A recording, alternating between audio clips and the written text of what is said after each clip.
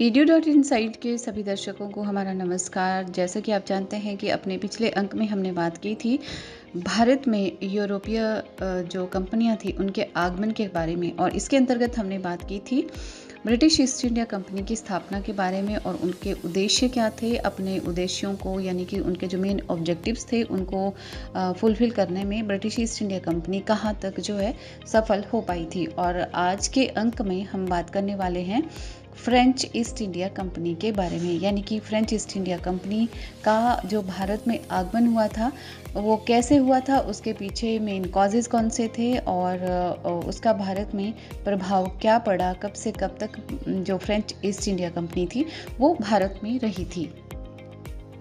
तो फ्रांसीसियों ने भारत में सबसे अंत में प्रवेश किया था। इससे पहले यहाँ पर पुर्तगाली, अंग्रेज, डच और डेन लोग अपनी व्यापारिक कोठियाँ स्थापित कर चुके थे। फ्रांस के सम्राट लुई 14वें के मंत्री कोलबर्न के सहयोग से 1664 में भारत में फ्रांसीसी ईस्ट इंडिया कंपनी की स्थापना हुई थी। फ्रांसीसी कंपनी सरकार के संरक्षण और उसके द्वारा दी जाने वाली आर्थिक सहायता पर निर्भर कर रही थी, इसलिए इसे सरकारी व्यापारिक कंपनी भी कहा जाता है। भारत में फ्रांसीसियों की पहली कोठी सूरत में 1668 में स्थापित की गई थी। गोलकुंडा रियासत के सुल्तान से अधिकार पत्र प्राप्त करने के बाद फ्रांसीसियों ने अपनी दूसरी व्यापारिक कोठी की स्थापना की और 1669 में मसोलीपट्टनम में की थी। 1673 में फ्रैंक जो मार्टिन था उसने पांडिचेरी की नींव रखी।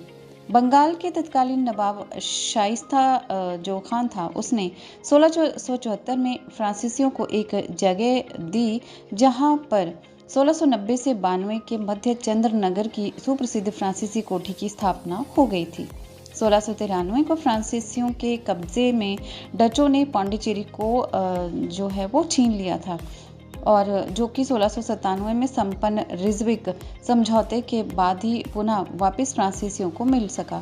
फ्रांसीसियों ने 1721 में मॉरिशस, 1725 में मालाबार तट पर स्थित माही एवं 1739 को कारीकल का जो क्षेत्र था उस पर अपना अधिकार जमा लिया था।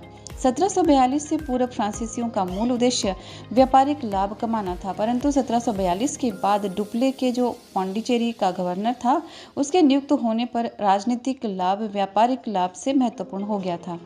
डुप्ले की इस महत्वाकांक्षा ने ही फ्रांसीसियों का भारत में पतन कर दिया। और दक्षिणों में जो दक्षिण क्षेत्र था, दक्षिण में अंग्रेजों और फ्रांसीसियों का टकराव किस तरह से होता है, क्या क्या